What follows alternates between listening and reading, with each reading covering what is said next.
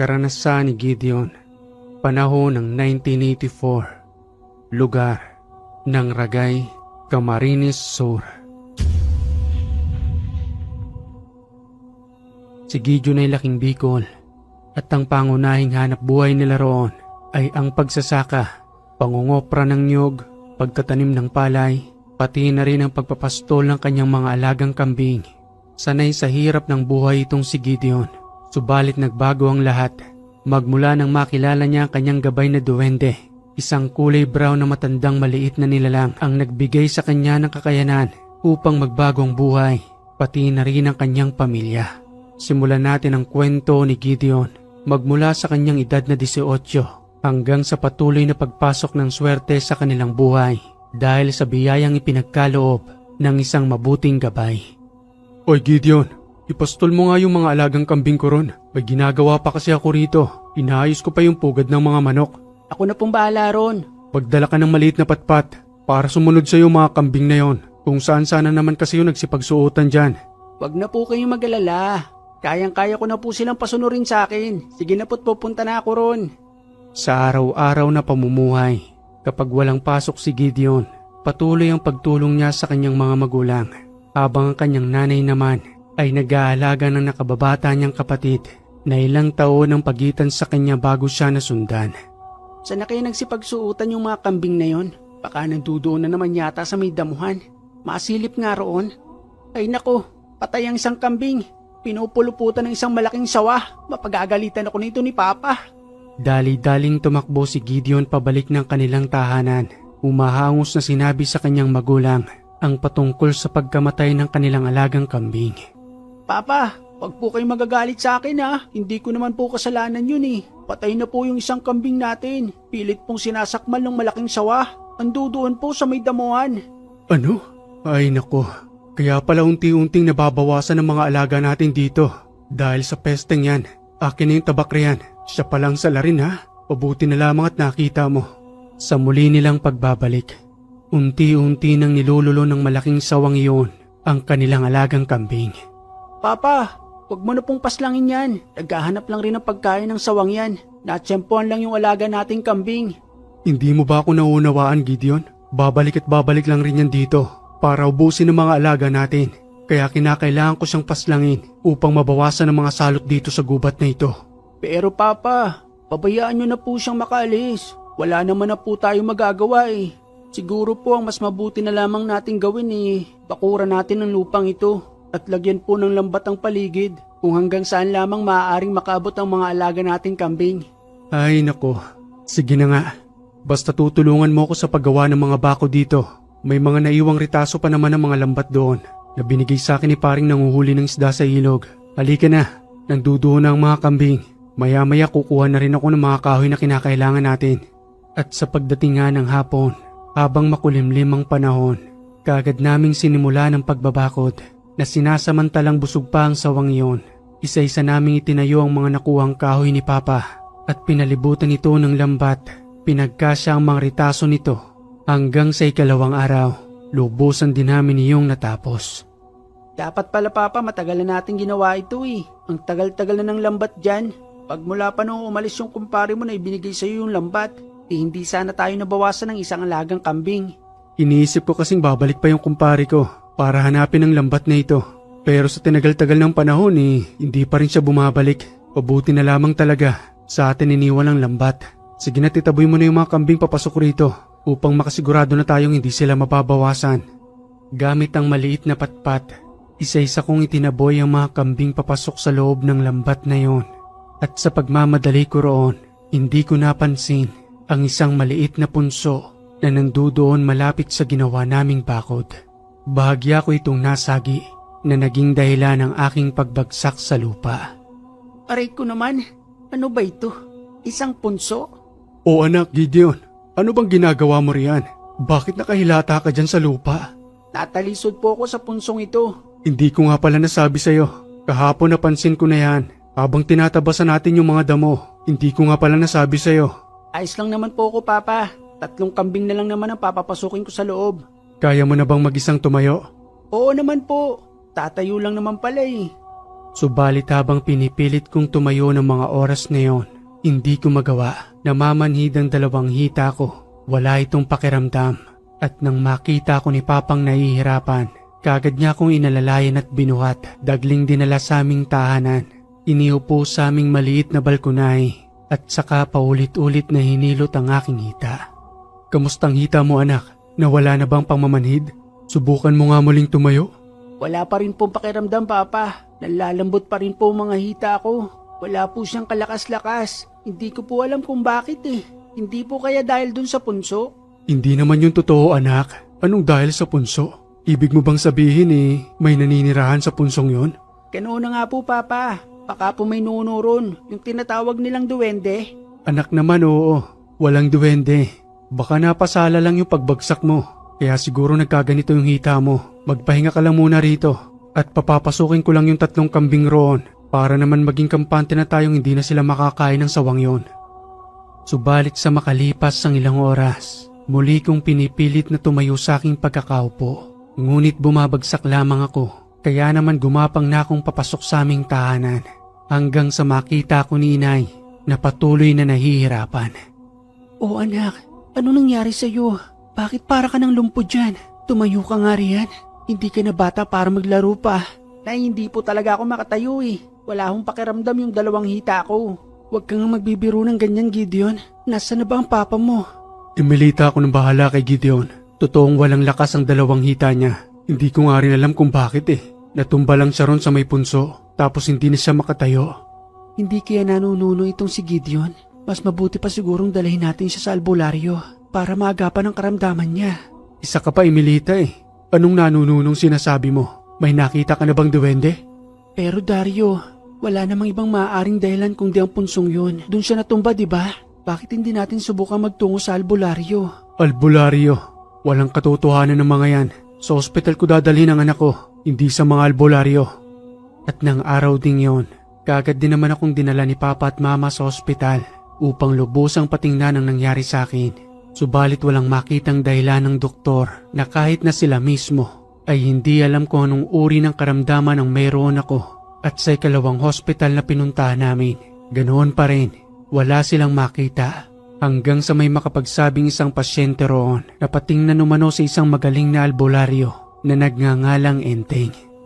Abay, subukan niyo pong patingnan sa albularyo ang anak ninyo. Baka ho yan ay nababate o kaya naman ay pinakikialaman ng mga elemento. At kung hindi naman ho kayo naniniwala bahala ho kayo. Kaysa naman hindi gumaling ang anak ninyo. Mananatili ho yung lumpo hanggat hindi nyo dinadala kay Mang Enteng. Isang magaling na albularyo yon. Wala rin naman ho kayong magagawa rito. Dahil sinasabi na sa inyo ng doktor na wala silang makitang dahilan kung bakit nalulumpo ang anak ninyo. Sige na Dario, ayaw kong lumala ang karamdaman ng anak natin. Bakit ba ayaw na ayaw mong dalahin sa albularyo ang anak mo? Wala namang mawawala, di ba?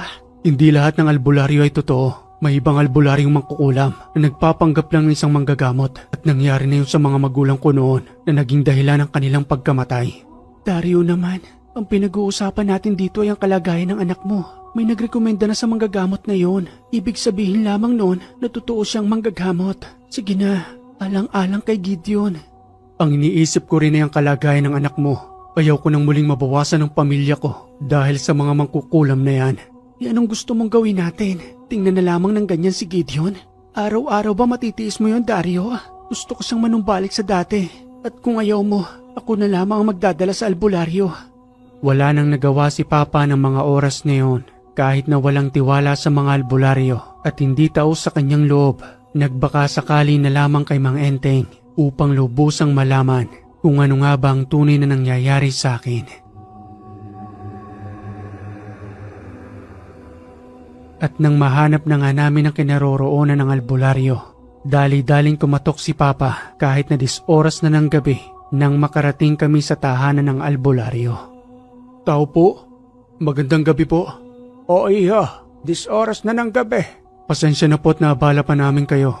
Patitingnan ko lamang ho ang anak ko dahil nang masagin niya lamang ho ang punso hindi na ho siya makalakad. Sige, pumasok kayo sa loob ng tahanan. Madali lang naman ang karamdaman ng anak mo. Mapapakiusapan ng may gawa nito. Madali lang ho para sa inyo? Abay oo, nagpapapansin lamang sa anak mong isang maliit na nilalang. isang mabuting duwende. Mabuting duwende? Bakit to ganitong ginagawa niya sa anak ko? Pilit niya ho yatang nilulumpo na hindi na ho makalakad at nang dalahin ho namin sa ospital, wala naman ho silang makitang karamdaman. Abay wala talagang makikita ang mga doktor dahil sa hindi naman pang doktor ang karamdaman ng anak mo.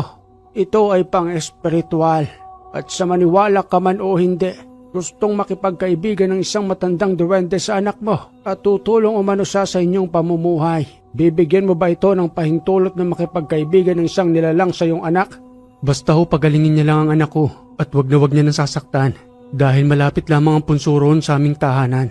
Sige, akong bahalang makipag-usap sa kanya. Sa katunayan nandirito rin siya ngayon at kasama ninyo at masayang nakangiti sa akin dahil kilala niya ako na kapag mabuting nilalang ang aking kaharap, hindi ko to sasaktan. Kaya naman ako nang bahala Maya-maya labang maglalakad na ng kusang anak ninyo na parang nagdahilan lamang. Gamit lamang isang pilas ng papel na may nakasulat na hindi ko maintindihan. Binasa ito sa isang basong may tubig, sabay dinikit sa aking 2 hita at sakay binuhos ang tubig.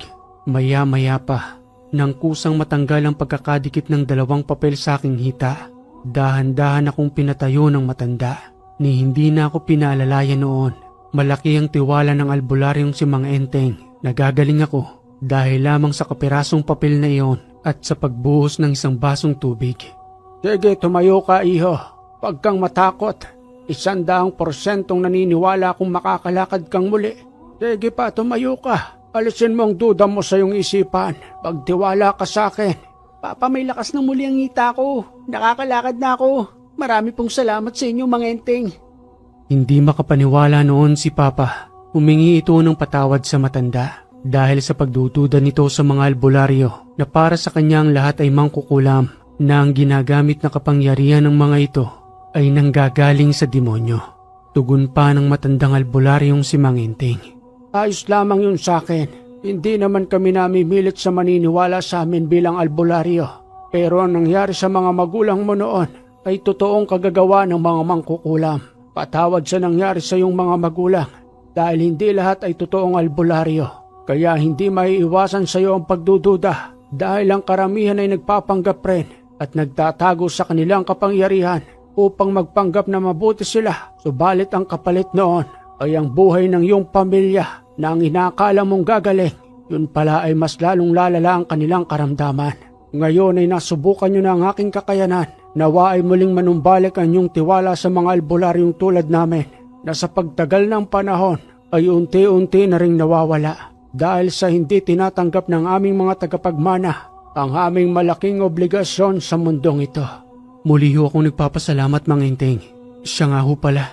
Paano na ho yung sinasabi ninyong duwende?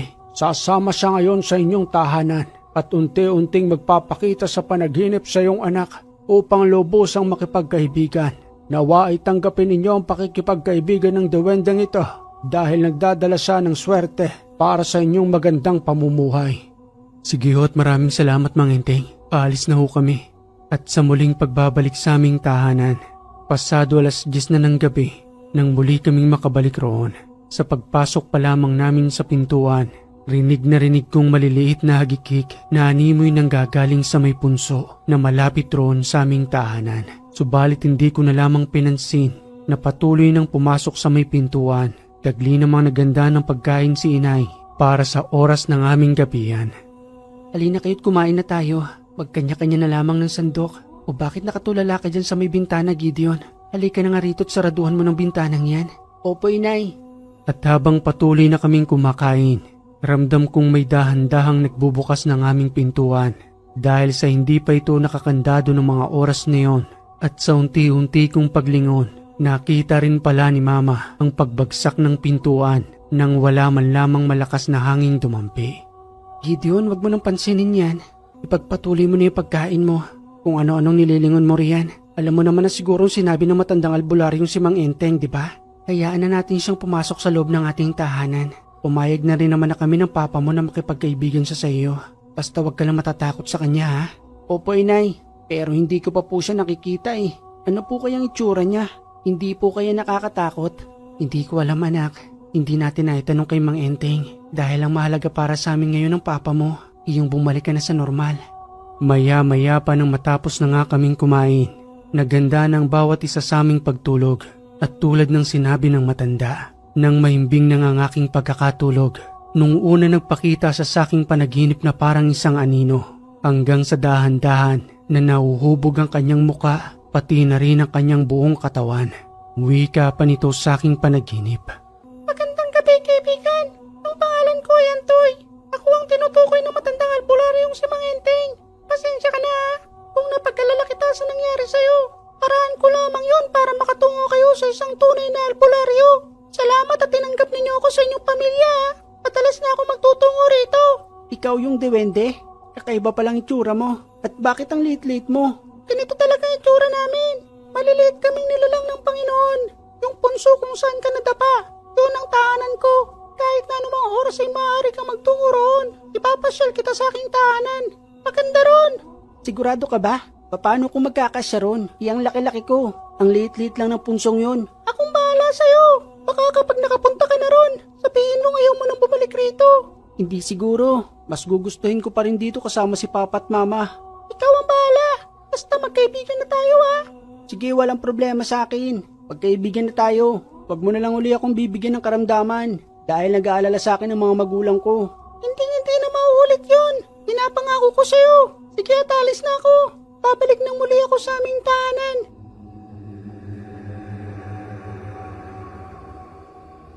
Kinabukasan ng umaga sa aking pagising, dagli kong pinuntahan ang punso. Bago lubusang pumasok sa aming eskwelahan, nag-iwan ako roon ng matatamis na candy at nakiusap na rin nabantayan ng aming mga alagang kambing sa maaaring muling pag-atake ng sawa na ikinatatakot namin ni Papa.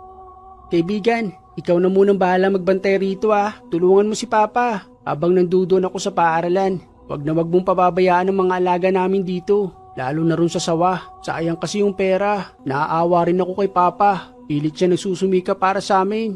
Tapos nababawasan lang nung sawang yun. Ayaw ko namang ipapatay kay Papa yun kasi nakakaawa rin. Huwag kang mag-alala, kaibigan. Tutulungan ko kayo. Ito na ang simula ng pagbabago ng inyong buhay.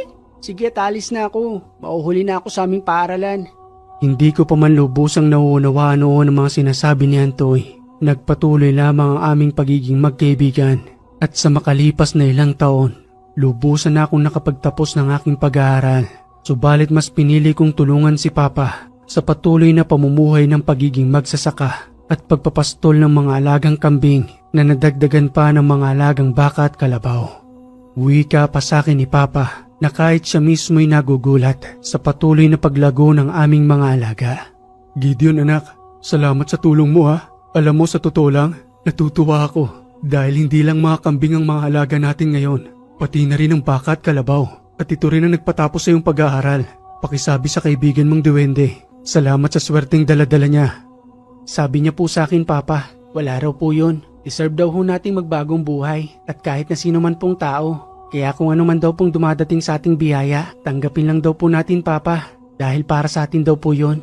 Sige anak, at ikaw nang bahala dyan sa mga kambing. Ipapastol ko lang yung ibang mga baka natin doon, pati na rin yung mga kalabaw. Sige po pa ako nang bahala rito. Pakakainin ko na rin po sila. Sa totoo lang, ibang-iba ang buhay namin noon na kahit na anumang pilit na pagkayod, kahit na may mga alaga pa kaming kambing, may nyug na kukuprahan at paminsan-minsan ay may mga palay. Subalit magtataka ka na bakit ang bigat pa rin ang buhay noon. Subalit nang dumating sa aming buhay ang kaibigan kong si Antoy, gumaan ang aming pamumuhay. Mas dumami ang aming mga alaga. Mahirap man iyong ipaliwanag, ngunit totoo ang swerte na kapag dumapo ito sa iyo, ay wag na wag mo nang pakakawalan at wag na wag ring aabusuin.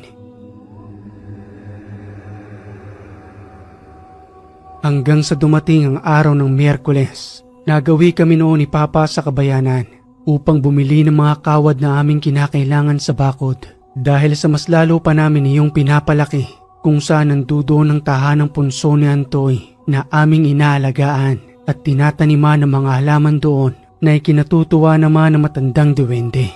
Subalit sa ilang oras naming pananatili sa bayan at pagbili ng mga materyales, bumulong sa aking tenga itong si Antoy habang nakaupo sa aking balikat na nagwiwika ng, Gideon, mas gaganda ang buhay ninyo kapag nagtayo kayo ng ganyang uri ng negosyo. Isang hardware. Pabulong na tugon ko pa kay Antoy patungkol sa kanyang mga sinabi. Ano Antoy? Isang hardware?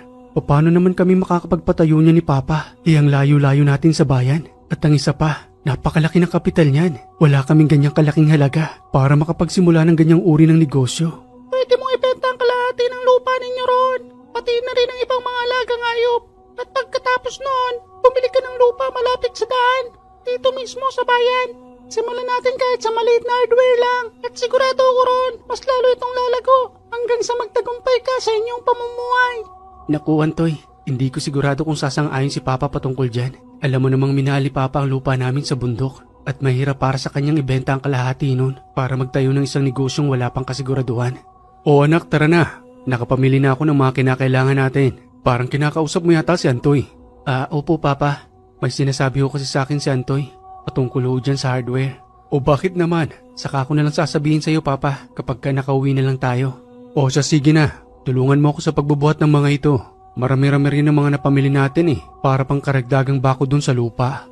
Hindi naman kalakihan ng lupa namin, pero masasabi ko na rin na itong bumubuhay sa aming pamilya at nakapagpatapos sa aking pag-aaral. Ngunit ayon nga sa kasabihan na kapag ang lupa ay nakatiwangwang lang at wala kang itinatanim, ay wala ka ring aanihin. Kaakibat nito ang sipag at tiyaga bilang isang lumaki sa magsasakang pamilya na nanggaling pa ang lupain iyon sa aming mga ninuno. At sa makalipas ang ilang oras naming paglalakad sa muling pagbabalik sa aming tahanan, doon ay muling itinanong ni Papa ang patungkol sa mga sinabi ni Antoy na nagsasalita ng, Isabit mo na lang dyan anak yung mga kawad, pati na rin yung mga pakong kinakailangan natin para sa kinabukasan dyan na lang natin kukunin. Siya nga pala, ano yung sinasabi ni Antoy habang nandudoon tayo sa may hardware? Baka hindi rin po kayo sumang-ayon Papa. Bakit naman? Malay mo magandang opinion niya, di ba? Malaki ang naitutulong sa atin ang mga opinion ni Antoy. Pero sa pagkakataong ito, Papa, maaaring hindi ka sumang-ayon dahil patungkol ito sa lupa natin. Ipinabebenta niya ang kalahati dahil magtayo raw tayo ng hardware ng katulad ng sa bayan. Papatok raw ito sa paglipas ng panahon, lalo pa ngayon na marami nang nangangailangan ng materyales para sa paggagawa ng bahay. Napakunot ang noo ni Papa noon habang napapalunok ng laway. Dagli siyang nanahimik at kunwaring naging abala sa aming mga gamit. Ni hindi na siya nagsalita noon sa kadahilan ng ipinangako niya sa kanyang sarili na ipamamana niya ang lupang yun sa amin at kami naman umano ang magpapamana sa aming mga magiging anak hanggang sa kaapu-apuhan. Makalipas ang 4 na buwan, ang mga alaga naming inahing baka ay nagkaroon na ng kanya-kanyang supling na mas lalo pang nadaragdagan ng aming mga alaga. Subalit dumating ang isang gabi na nagkaroon ng bali-balita patungkol sa nakawa ng mga alagang hayop. Subalit kampante kami noon sa kadahilan ng may maayos kaming bakod at kung sakasakali man na magtungo sa amin ang mga magnanakaw, kaagad namin silang masasakuta para mapigilan ang masama nilang binabalak. Subalit sa mga panahong yun ay hindi ko maramdaman ang presensya ni Antoy. Hindi ko alam kung nasa saan siya. Kahit na paulit-ulit na akong magtungo sa kanyang tahanan, wala siya roon na hindi ko malaman kung anong naging dahilan. Sambit pang wika ni Itay ng gabing yon bago kami matulog. Anak Gideon, sarado mo na yung bintana. Pabayaan na muna natin si Antoy. Baka lang naman meron din siyang kinakaharap na misyon o kaya naman namin pinagkakaabalahan lang. Matulog ka na. Sige po Papa, matutulog na rin po ako. At habang mahimbing kaming natutulog, sa pagpatak ng alauna ng madaling araw, doon kami may naramdaman na para bang may kakaiba sa aming mga alaga. Patuloy ang ingay ng mga kambing, subalit para sa amin ng mga oras na yon, normal na lamang yun sa kanila. Kaya ipinagpatuloy ko ang aking pagtulog, gayon din si Itay at Sinay. Subalit sa pagising namin ng umaga, 2 na lamang sa alaga naming baka ang natitira. Pati na rin ang mga alagang kambing ay nabawasan. Magagaling ang mga kawatang yon. At siguradong marami silang samahan na pinagkaisahang kunin ng mga alaga naming hayop. Patuloy ang panlulumo namin noon ni Papa dahil sa ang karamihan sa mga pinaghirapan namin ay parang bula lamang na nawala. Sambit pang wika ni Papa habang umiiyak. Ang pinaghirapan natin Gideon, nasaan na? Anong ginawa nila? Mga tamad na kawatan, paano tayo ngayong babangon? Ang lahat ng hirap at pagod na inilaan natin dun sa pag-aalaga. Kinuha lamang nila ng ganun-ganun lang, mga walang puso. Nasaan na bang kaibigan mong si Antoy? Akala ko ba swerte ang daladala niya? Bakit may ganitong uri ng salot? Hayaan niyo na po Papa, I-report na lang po natin ito sa kabayanan. Wala na po tayong magagawa eh. Hindi naman po natin ginusto ang nangyaring ito. Kahit na rin po si Antoy, wala po siyang kinalaman sa mga nangyari. Dagli kaming nagtungo noon sa munisipyo ng bayan upang i-report ang lahat na nangyaring yon. Hindi lang kami ang nabiktima ng mga kawatan. Marami na rin sa mga magsasaka ang nakuha na ng mga alagang hayop. Subalit sa amin, ang pinakamas maraming nakuha. Naging alerto ang mga kapulisan noon dahil sa panggagambala ng mga kawatan na patuloy pang lumalala. At sa muli naming pagbabalik ni Papa sa aming tahanan, doon ay muli nang nagparamdam si Antoy habang nangdudoon ako sa loob ng aming tahanan. Antoy? Ikaw na ba yan? Ako nga ito, Gideon. Patawad sa mga nangyari sa inyo. Hindi ko na kayo binigyan pa ng mga babala dahil maaaring mas malala pa ang mga mangyayari. Kung sasabihin ko sa inyo patungkol sa mga magnanakaw na yon, buhay ng isa sa inyo magiging kapalit. Kung ipapaalam ko patungkol sa pagdating ng mga banditong yon, dahil armado sila na kung pipigilan pa ninyo, maaaring ikaw o ang iyong ama ang maaaring mapaslang sa pagpigil sa pagkuha ng inyong mga alagang hayop. Di sana maaga mong sinabi sa amin para kahit papano man lang sana mailipat namin ang mga alaga naming hayop. Madaling sabihin yan sa ngayon, Gideon. Subalit ang dapat na mangyari, kinakailangan mangyari. Dahil may mas malaking oportunidad na papalapit sa inyo. At yun ang kapalit ng lahat ng mga nawala ninyong alagang hayop. Ano namang oportunidad sa ganitong kalagayan namin ngayon ni Papa? Sa tingin mo ba may maganda pang oportunidad na naghihintay sa amin? Oo naman, Gideon. Lahat ng pagsubok ay kinakailangan mo pagdaanan. Ang tagumpay ay hindi madali. Kinakailangan subukin ang inyong sarili. At kabilang lahat ng ito sa pagsubok na yon. Subalit kung susuko kayo, ang dapat na papalapit sa inyong swerte ay tuluyang lalayo at mapupunta sa ibang tao. Gusto ko sanang sundin ninyo mga sinasabi ko bilang iyong gabay at kaibigan. Anong kinakailangan namin gawin? Sinabi ko na ito sa iyo noon pa, subalit hindi sumasangayon ng iyong ama.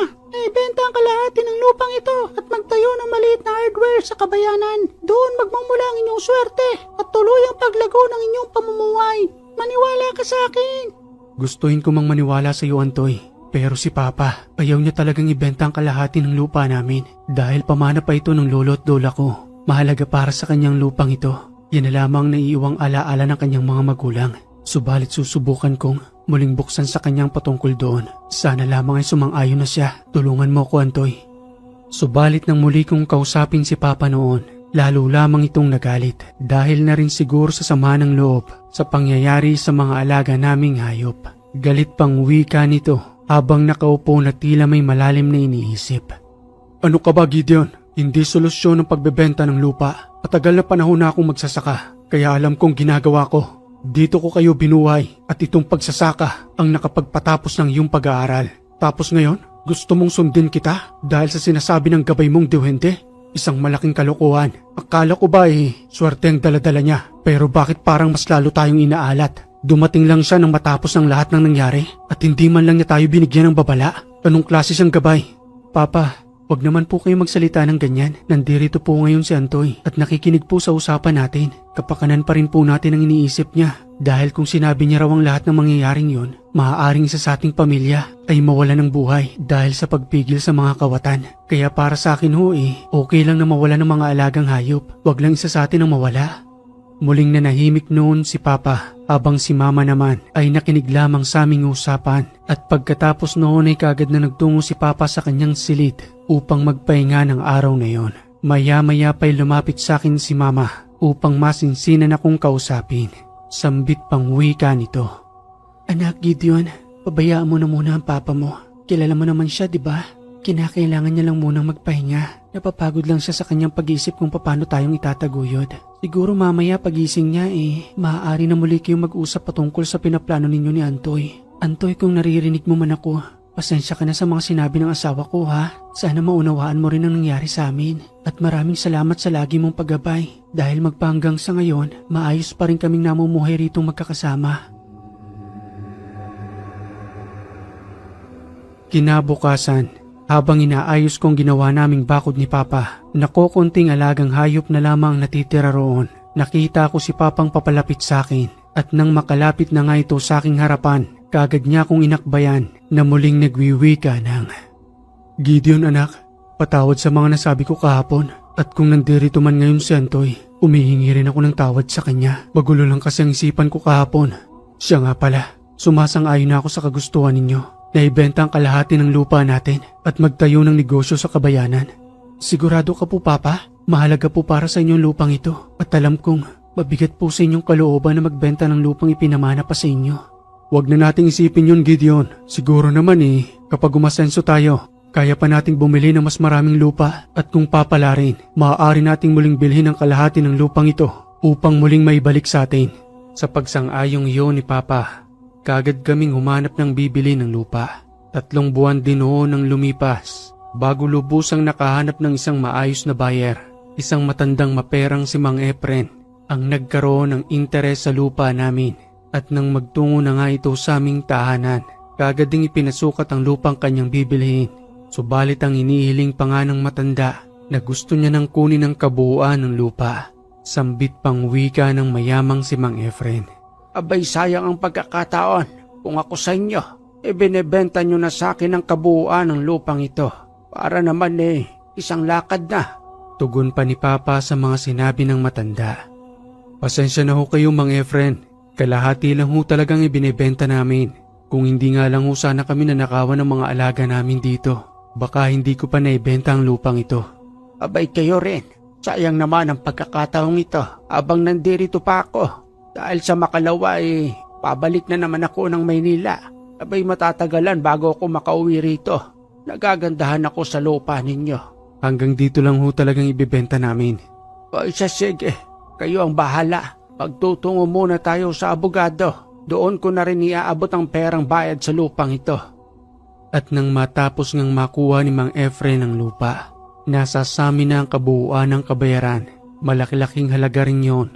At sa kinabukasan na hindi na kami nag-akse ng oras ni Papa noon, kagad din kaming naganap ng lupang mapepwestuhan sa bayan na naaayon sa paggabay sa amin ni Antoy. Si Aling Maring ang nagmamay-ari ng isang maliit na bakanting lote na nakatiwangwang lamang sa bayan. Wika pa sa akin ni Antoy. Ito ang magandang pwesto. Napakagandang lugar para sa isang negosyo. Kukunin natin ang lupang ito. Akong bahala. Mapapasang-ayon natin ang nagmamayari ng lupa. Dito tayo magsisimula ng isang maliit na negosyong hardware. Sige, Antoy. Kakausapin muna namin ni Papa ang may-ari ng lupa. Pero ikaw nang bahala ha. Sana sumang-ayon ang may-ari ng lupang ito. Sa tingin ko nga daanan ito ng mga tao. Yun nga lang ang halaga ng lupa rito sa bayan ay medyo may kataasan. Baka sa lupa pa lang ay maubos ng kapital namin ni Papa. Tagli naming kinausap ang may-ari ng lupa. Wika pa ni Aling Maring. Pasensya na kayo, iho. Hindi ko ibinibenta ang lupang ito. Pero kung gusto ninyo, ayupahan nyo na lamang. Pwede kayong pumesto riyan o magtayo ng hardware na gusto ninyo. Pero sa ngayon hindi ko talaga binibenta ang lupa. Kung sumasang-ayon kayo sa akin, ura-urada ipapaupahan ko ito sa inyo para makapagsimula na kayong magnegosyo. Tugon pa ni Papa sa mga sinabi ni Aling Maring. Sige ho. Kami na ho ang uupa sa lupang ito. Sayang ho kasi yung ganda ng pwesto. Ang dami pa naman ng taong dumaraan. Sa pagkakataong yon, hindi man namin nabili ang lupa ni Aling Maring. Subalit sumang-ayon naman siya na paupahan ito ng 1 taon. At kung gugustuhin pa namin iyong i-renew, taon-taon namin itong uupahan upang may pagpatuloy ang magandang negosyo sa pwestong yon.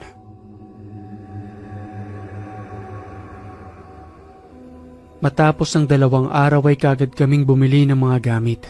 Habang pinag-aaralan kung papaanong pinatatakbo ang mga hardware doon, pati na rin ang bawat presyong binibili namin habang patuloy na pinatatayo ang sarili naming hardware. Papa, kaya pa po ba ng budget natin? Oo anak, tama lang rin talaga na upahan muna natin ang lupang ito.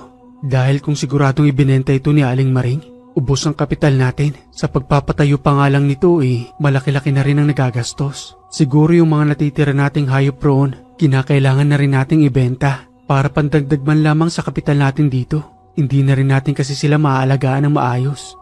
Tama ka ron, Papa. Siguro habang ginagawa pa itong pwesto natin, uuwi muna ako sa ating bahay. Isasama ko si Antoy. Ibebenta namin yung mga alagang hayop natin doon natitira. Sige anak, mas mabuti pa ngayon. Ako namang bahalang magbantay rito para sa pangangailangan ng mga gumagawa ng ating hardware. Makalipas ang 1 buwan, minadaling matapos ang pwesto naming yon. Hindi naman iyon konkreto. Maraming kahoy pa rin kaming ginamit upang mas mapadali ang paggawa ng aming pwesto.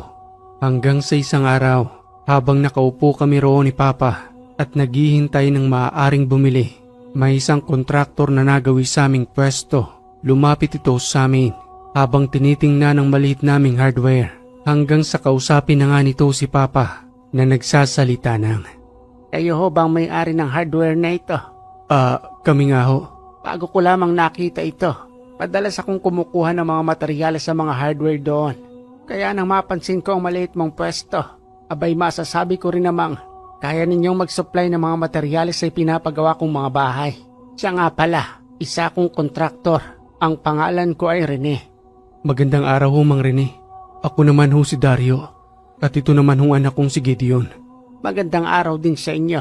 Mayroon akong proposal. Yun ay kung magugustuhan ninyo. Pero kung hindi naman, ayos lang naman din sa akin. Ang mahalaga ay ipinakita ko sa inyo ang proposal ko. Dahil maaaring makatulong ito sa inyong hardware para mas madaling maubos ang inyong mga paninda. Ano naman hong proposal yan? Eto't ipapakita ko sa inyo. Hindi namin nakalain na si Mang Reneng kaharap namin ay isang malaking kontraktor na may malalaking hawak na proyekto sa paggawa ng tahanan. Sa amin naman siya kukuha ng mga materyales upang matulungan ang maliit naming negosyo.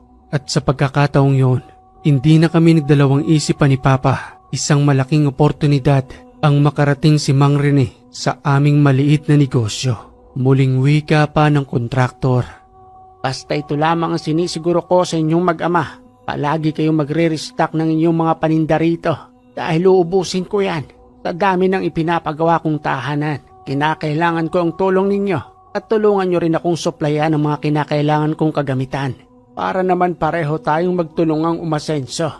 Salamat ho, Mang Rene. Hayaan niyo ho. Mas padadamihin pa ho namin ang mga paninda namin dito. Sa ngayon ho talaga ito pa lamang ang nakakayanan namin. Pero ipinapangako ho namin sa iyo kung ano man ang mga kinakailangan ninyong mga materyales, sisikapin ho namin may bigay sa inyo. Mabuti naman kung gayon. O sige, sa makalawa, pabalik uli ako rito ha. Si Mang Rene ang pinakauna naming customer, subalit hindi lamang tingi-tingi ang gusto niyang bilhin. Maramihan na halos kunin ang lahat ng mga materyales namin doon. Isang magandang unang panimula hanggang sa makalipas ng 2 araw. Muling bumalik sa amin itong si Mang Rene kasama ang kanyang mga tauhan. Kinuha ang lahat ng kanilang mga kinakailangan. Halos wala nang matira sa mga paninda namin doon. Pati na rin ang mga paunahing panindang pako ay kinuha na nila Mang Rene. Diba sinasabi ko na sa inyo, uubusin namin ang mga materyales na paninda ninyo rito dahil yan ang kinakailangan namin. Ngayon ay kumuha ng muli kayo dahil baka sa isang araw pabalik na naman ako rito kasama yung mga tauhan ko dahil may naghihintay pang pinapagawa sa akin doon. Sige ho, Mang Rene. Kami na hong bahala ron. Marami hong salamat ha. Napakalaking tulong ho nito sa amin para sa nagsisimula at mapapaikot namin ang kapital namin dito. Abay, walang anuman yon. Abay, sinasabi ko sa inyo, magtulungan tayo. Siya nga pala, bakit parang may gayuma ang negosyo nyong ito? Abay, kagabi habang natutulog ako, napananaghinipan ko ang negosyo nyong ito na para bang may maliit na boses na bumubulong sa aking isipan. Maliit na boses ho? Oo, parang maliit na boses. O baka naman siguro guni-guni ko lang yon. O sige na, talis na kami. Naghihintay na mga trabaho roon. Dagli kong kinausap si Antoy hanggang sa mapagalaman ko na siya rin pala ang may kagagawan kung bakit nagawi roon si Mang Rene. Paulit-ulit nitong ibinubulong sa isipan ng kontraktor na doon kumuha sa maliit naming pwesto. Hindi nito mapigilang tumawa dahil sa magagandang nangyari. O bakit ka natatawa? Wala lang, Gideon. Umaayon na sa ating kagustuhan ng plano natin. Tuloy-tuloy na ito. At sinisiguro ko sa inyo na ang lahat ng nawala sa inyong mga hayop ay muling mababalik sa negosyong ito. Kaya magtiwala lamang kayo sa akin. Hindi ko kayo pababayaan. Maraming salamat, Antoy. Nakita ko nga sa mukha ni Papa na bumabalik na ang kanyang sigla dahil sa magagandang nangyaring ito. Saglit lang at mamimili pa kami ni Papa para muling mapunuan ang mga paninda namin dito. Isang magandang negosyo ang hardware. Hindi nabubulok ang mga paninda kahit na patuloy kami mag-stock roon. Kaya naman ang muli namin itong mapunuan. Unti-unti ay marami na ring taong bumibili sa amin ng tingi-tingi habang dahan-dahang nadidiskubre ang maliit naming hardware. Papa, parami na ho ng parami ang taong bumibili sa atin. Samantala nung una si Mang Rene lang. Pero ngayon mapapansin mo ba? Unti-unti na silang dumarami. Pero bakit wala pa kaya si Mang Rene? Ang akala ko babalik na uli siya rito para bumili ng mga materyales. Baka busy lang siguro anak. Marami rin kasing kinuha nila rito. Baka ginagamit pa nila yon. Siguro nga po. Saglit lang papa. Bibili lang po ako ng candy. Umihirit itong si Antoy. Sige anak. Bilan mo na muna yung si Antoy. Baka makatampo pa. Candy at chocolate lang naman ang hilig nitong si Antoy. Puros matatamis. Kaya kapag humihingi ang matandang duwende, kagad ko naman itong binibigyan. Yun lang naman ang hinihingi niyang kapalit. Wala nang iba. Hanggang sa isang araw, panandalian kaming umuwi ni Papa ng tahanan. At sa pagdating nga namin doon, kagad akong niyaya ni Antoy sa kanyang tahanang punso. Noong una hindi ako naniniwalang makakapasok ako sa loob ng punsong yon. Dahil nga sa liit nito na hindi ko alam kung saan ako papasok at wala naman akong makitang pintuan. Subalit nang patayuin ako ni Antoy sa may harapan ng punsong yon hanggang sa ipapikit ang aking dalawang mata at sa muling pagmulat ko, nandudoon ako sa loob ng kanyang tahanan. May malawak na halamanan at konkretong tahanang nanduroon na hindi lang pala siyang naninirahan sa punsong yon. Pati na rin ang iba pa niyang mga kasamahan at ang kanyang mga kamag-anak. Subalit sa pagkakataong yun ay pare-pareho kami ng tangkad. Hindi ko alam kung paanong ginawa iyon ni Antoy. Sa maniwala man kayo o hindi, isang malaparaisong lugar ang nasa loob ng punsong yon na kahit ako ay sobrang namangha. Wika pa ni Antoy habang ipinapakilala ko sa kanyang mga kamag-anak, pati na rin sa ibang mga kauri niya roon na nakangiti sa akin habang patuloy kaming naglalakad. Gideon, ito ang tahanan namin. Masaya silang lahat dahil nakarating ka rito. Matagal na silang nagmamatsyag sa'yo. Tuwang-tuwa sila dahil nakapunta ka rito sa aming tahanan.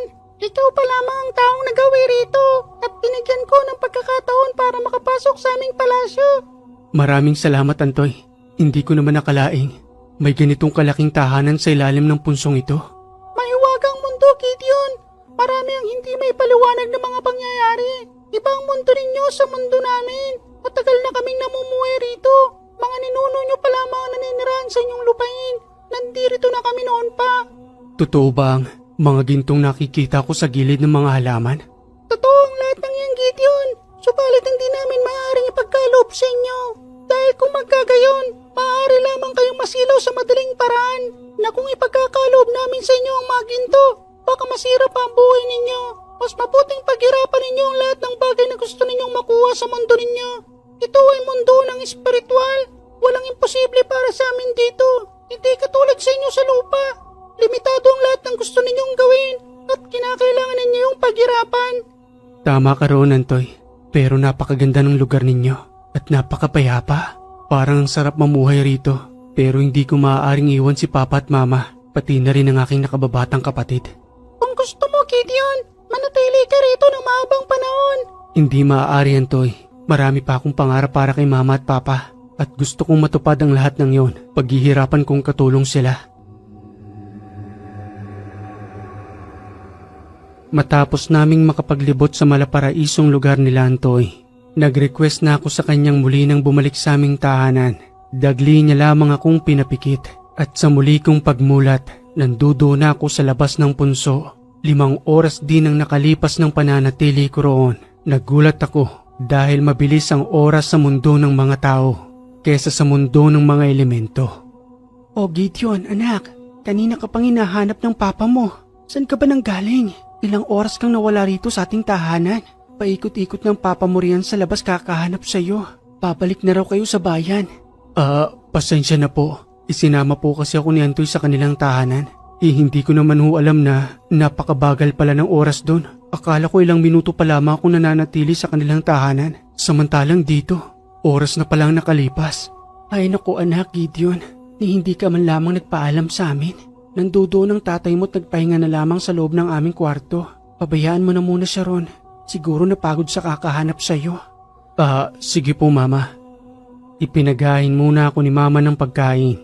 Maya-maya pa, muli nang nagising si Papa matapos kong kumain. Nagyaya na rin itong bumalik sa bayan. Sayang umano ang benta kung mananatiling nakasarado ang aming hardware. Palaging nakasampa noon si Antoy sa aking balikat. At sa hindi inaasahan, sa pagdating namin sa aming hardware, maya-maya ay dumating si Mang Enteng, ang matandang albularyo, habang bitbit ang kanyang sakubag na nakatingin sa akin na nagwiwika ng, Aba, ikaw si Gideon, tama ba? "Tama ho, ako nga ho yun." Ito ang papa mong si Dario. "Oo, siya nga ho." Abay, may pwesto na pala kayo ritong hardware. Saktong-sakto. Bibili ako ng pako. Gumagawa kasi ako ng maliit kong kubo roon at doon ako manggagamot para hindi ko na direktang pinapapasok sa loob ng aming tahanan ng mga pasyente. Mas maganda nga ho yun, Mang Enteng. Aliho kayo. Mamili na ho kayo ng pakong kinakailangan ninyo. Papa, si Mang Enteng po. "O, Mang Enteng, mabuti naman ho't naligaw kayo rito sa aming pwesto." Abay, bibili sana ako sa ibang hardware. Pero nang makita ko ito, ay bigla akong napahinto. Hindi ko naman akalain kayo pala ang may-ari nito. Utos ho ito sa amin ng kaibigan ni Gideon. Kung natatandaan niyo ho yung duwende? Abay, oo, natatandaan ko. Sa katunayan nga nandoon siya sa balikat ni Gideon. Ayun nakatingin pa nga sa akin. Isang matandang duwende. Mabuti naman at naging maayos kayo at tinanggap ninyo siya sa inyong pamilya. Mabuti ang duwendeng yan. Dadalahin kayo niyan sa magandang buhay. Maniwala kayo sa kanyang mga sinasabi dahil sa may kakayanan siyang makakita sa mangyayari sa kinabukasan. Salamat ho, Mang Enteng. Hindi rin ho namin malilimutan ang pagtulong ninyo sa amin. Kumuha na ho kayo ng kinakailangan ninyo riyan at huwag nyo na hong bayaran. Abay, hindi maaari yon. Kinakailangan kong magbayad sa inyo. Negosyo ito at kinakailangan ninyong paikutin ang kapital ninyo. Ang panggagamot ko ay libre. Bahala na sa akin ng Panginoon, kaya hindi ko maaaring samantalahin ang pagkakataong ito. Matapos makakuha ni Mang Enteng ng kanyang kinakailangang mga pako, nagbayad ito kay Papa na kahit na ayaw man itong tanggapin, iniwan niyang salapi roon bilang kabayaran sa kanyang pakong nakuha. "Mang Enteng, marami hong salamat uli." O siya, sige na, taalis na ako. Malayo-layo pa rin ang lalakarin ko. Gideon, alagaan mo yung kaibigan mo ha. Patuloy lamang kayong maging mabuti. Mas mainam na yung ganoon para sa pagdating ng Panginoon sa takdang panahon dito sa mundo natin. Ay kasama tayo sa Kanya, kaya kabilang tayo sa Kanyang pinagpapala sa panahong ito.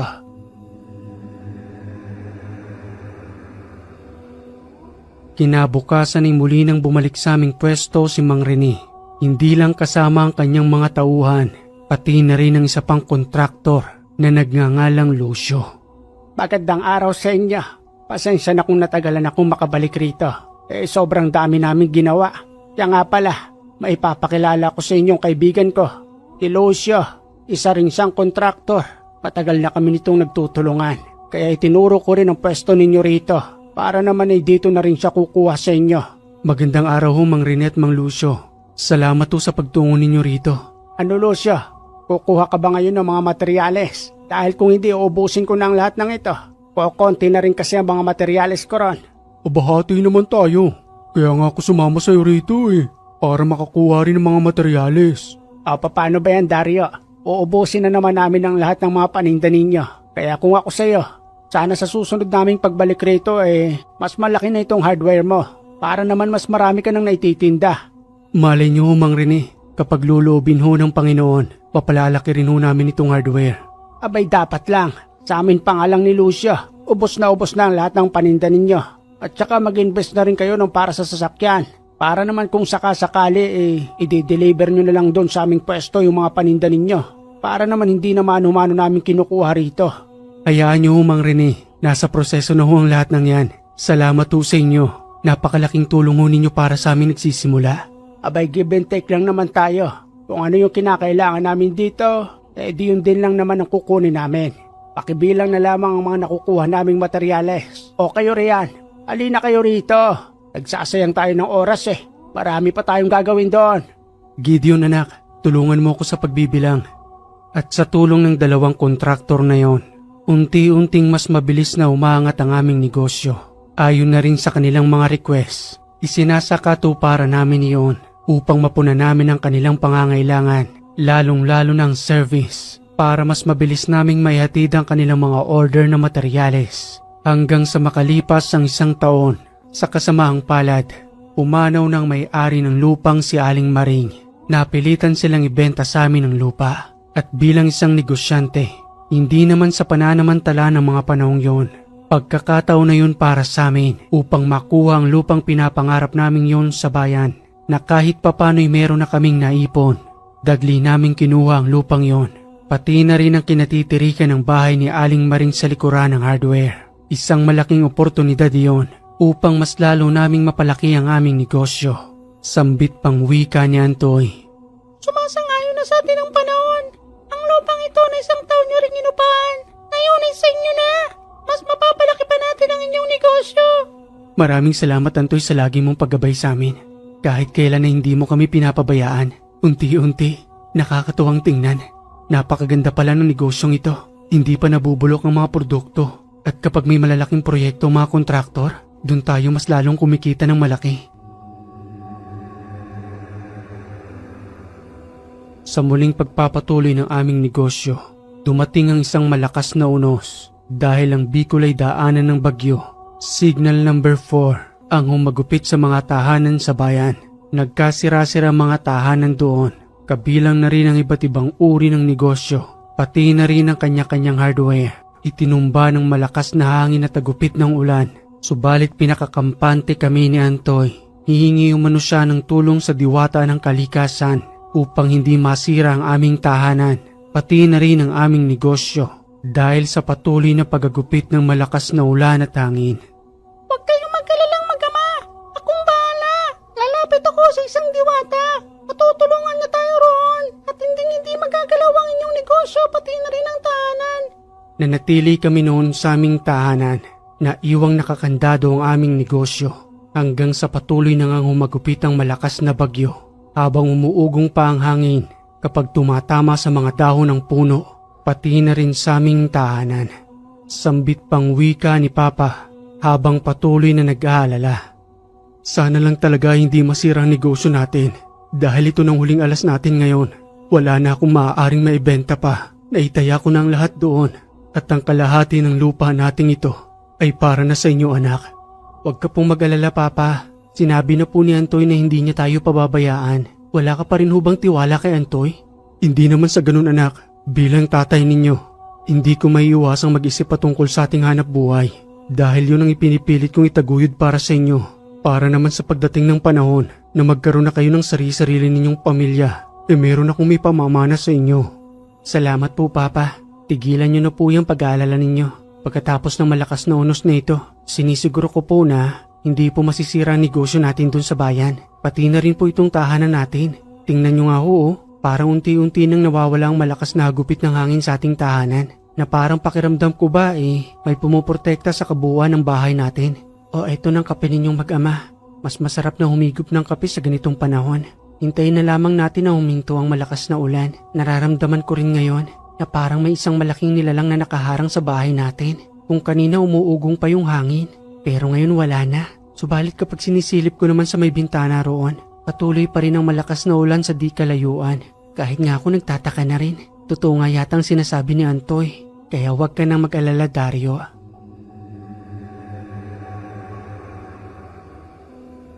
Matapos ang malakas na bagyo, dali-dali kaming nagtungo ni Papa sa kabayanan. At habang binabaybay namin ang daan, maraming mga puno ang nagsipagtumbahan, pati na rin ang mga lupang gumuho dahil sa patuloy na pag-agos ng tubig na nanggaling sa ulan. At nang makarating na nga kami roon, maraming tahanan sa kabayanan ang nagsipagtumbahan. At sa unti-unti naming paglapit sa aming negosyo, nakita ko ang tuwa sa mukha ni Papa nang masulyapan niyang walang nangyari sa aming hardware. Samantalang sa iba roon, kahit na konkreto ay hindi pinatawad ng malakas na bagyo. Salamat Antoy, pati na rin dun sa sinasabi mong diwata. Buo pa rin ang negosyo natin, nakakapagtaka. Samantalang ang mga kalapit-bahay nito ay nagkanya-kanya na ng paghupa. Sabi ko naman po sa iyo Papa hindi tayo pababayaan ni Antoy. Tingnan nyo nga po pati yung mga paninda natin. Nakakapagtakang hindi man lamang nabasa ng kahit na ang piyas ng ulan. Tingin ko nga parang kinubera ng hardware natin ang isang malaking nilalang na hindi natin makita. Hanggang sa may magawi sa aming isang matandang lalaki. May pasan-pasan itong kahoy. Gagamitin niya umano sa muling pagtatayo ng kanyang tahanan. Sambit pang wika nito habang hirap na hirap sa pagbubuhat ng kahoy. Abay bakit ganoon Dario? Ang bahay namin ay bumagsak na dahil sa malakas na bagyo. Samantalang itong hardware mo, hindi man lamang natinag. At saka, tuyong-tuyo pa yung mga paninda ninyo. Anong himalang nangyari rito? Hindi rin ho namin alam. Basta ho pagdating namin dito wala pong masamang nangyari sa aming negosyo. Abay pinagpala kayo. Samantalang sa paligid nagsipagbagsakan ng mga tahanan. Pati na rin yung mga hardware doon.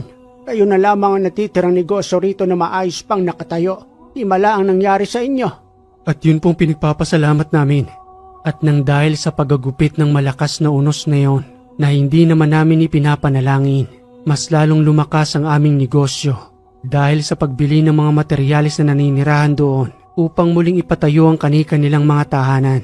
Subalit kahit papano bilang tulong namin sa kanila, bahagya naming binabaan ang presyo upang muli silang makabangon sa kanilang pamumuhay, lalong-lalo ng mga kalapitbahay namin doon. Salamat sa inyo mag-ama ha. Malaking tulong ito sa amin. Kahit na yung mga pakong yan, salamat sa pagbaba ng presyo. Grabe ang nangyari sa mga bahay namin dito. Halos karamihan talaga ay dumapa. Ay nako, sana muli na kaming makabangon. Ito nga palang listahan ko ng mga kinakailangan kong materyales sa muling pagpapagawa ng aming tahanan. Sa idang lahat ng naipon ko ngayon, hindi ko naman inaasahang babagsak pati ang tahanan namin. Makakabangon din ho kayo. Pagsubok lang ho ang lahat ng yan. Gideon, pakikuha mo nga anak ang lahat ng mga nakalistang ito. Bibigyan din natin siya ng mas maayos na discount. Kinabukasan, muling nagawi sa aming hardware si Mang Lucio. Kumukuha ito ng mga materyales na kinakailangan niya. Subalit wala roon si Mang Rene na kanyang kaibigang kontraktor. Wika pa ni Mang Lucio. Ang galing naman ng negosyo ninyo. Dito ngayon ang puntahan ng mga tao. Dahil ito lamang talaga ang natitira ngayon. Tuloy-tuloy ang pagdagsa ng mga tao sa pagbili ng mga materyales. Kaya nga nagmadali na ako nagpunta rito. Baka maunahan pa ako ni Rene. Inasan ho ba si Mang Rene? Ayun, problemado sa iba niyang mga proyekto. Dahil ang iba roon ay nasira ng bagyo. Kahit nga ako pero isinasawalang bahala ko na lang yun. Ganun talaga ang buhay. May mga unos na hindi inaasahang mangyayari. Mabuti na lang at malaki-laki pa ang pondo ko. Kayang-kaya kong muling ibangon ang mga nasirang proyekto. At nang hindi pa man natatapos ang pagkuha ng mga materyales ni Mang Lucio, maya-maya nga ay dumating na si Mang Rene kasama ng kanyang mga tauhan. At nang magkita nga ang dalawa, patuloy pang pinag-usapan ng mga proyekto nilang nasira. Hanggang sa hatiin ang lahat ng materyales na nandoon dahil sa pareho umano silang nangangailangan ng mga materyales. Sambit pang wika ni Mang Rene. Aba naman Lucio, huwag ka namang masyadong gahaman. Abay ako nagpakilala sa iyo sa hardware na ito. Dapat lamang na maghati tayo sa mga materyales dito. Abay pareho naman tayong nangangailangan. Nasira ang mga proyekto mo. Abay mas marami ang nasira ang proyekto sa akin. Ano? Sige na nga, kunin mo na yung kalahati nito. Akin naman yung kalahati. Yan, dapat ganyan. Para pareho tayong pinagpapala. Hindi yung pang sarili mo lang yatang iniisip mo ngayon. Masisira ang pagiging magkaibigan natin yan. Huwag na ho kayo magtalo. Sige ho, hahatiin na ho namin ang lahat ng ito. Para pareho kayo may madalang materyales. Kanya-kanyang pagpapaayos ng mga tahanang nasira. Habang kami naman ni Papa ay patuloy na pinagbubuti ang mga paninda namin doon. Patuloy kaming bumibili sa Naga City. Medyo may kalayuan din yon. Patuloy naming pinupuna ng pangangailangan ng mga tao. Bilang isang negosyante, yun ang layunin namin. Hindi para kumita ng pangsarili lang, kundi para makatulong sa ibang taong nangangailangan ng mga materyales. Lalong-lalo na sa mga kontraktor na maramihan kong bumili kung saan kami tumutubo ng mas malaki. Gideon anak, sa palagay ko mas lalong kinakailangan na nating palakihin ang hardware na ito. Mayroon naman na tayong malaking kapital dyan. Pakitanong mo nga kay Antoy kung napapanahon na ba na palakihin natin ang negosyong ito. Ang sabi niya po Papa sa akin, yun daw po ang tama. Para hindi daw po kinakapos ang mga tao rito sa pangangailangan ng mga materyales. Dahil dun pa lamang sa 2 kontraktor, marami nang nabibitin sa mga kailangan nila. Dahil yung 2 hardware daw dun, hindi na muling nakatayo dahil sa pagkalugi. Sinunod namin ang mga payo ni Antoy bilang gabay at sa makalipas pa ng 2 taon, hindi lang 2 kontraktor ang nagtutungo sa amin. Mas marami nang gagaling sa iba't ibang uri ng mga proyekto.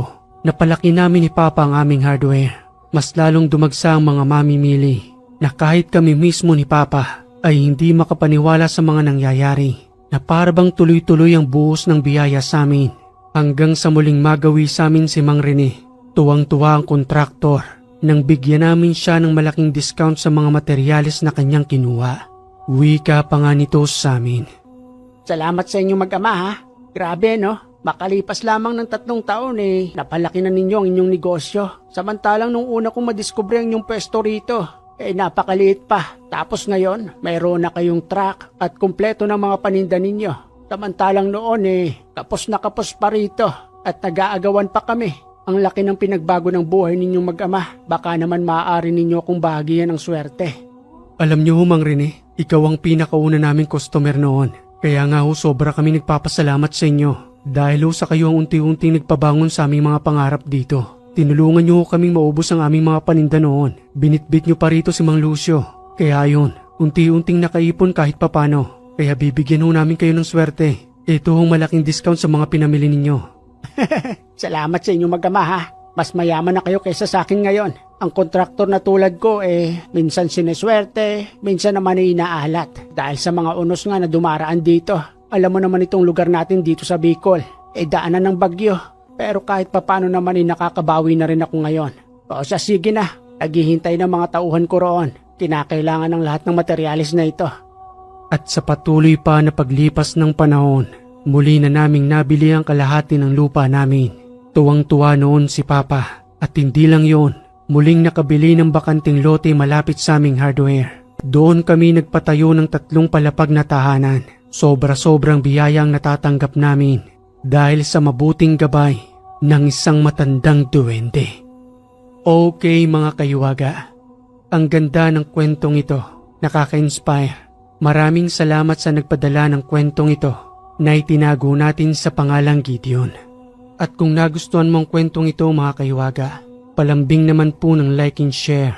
At kung hindi ka pa nakaka-subscribe, click mo na yung subscribe button dyan, pati na rin yung bell para updated ka sa ating mga bagong kwento. Muli mga kayuwaga, maraming salamat sa lagi ninyong pagantabay dito sa Ang Hiwaga.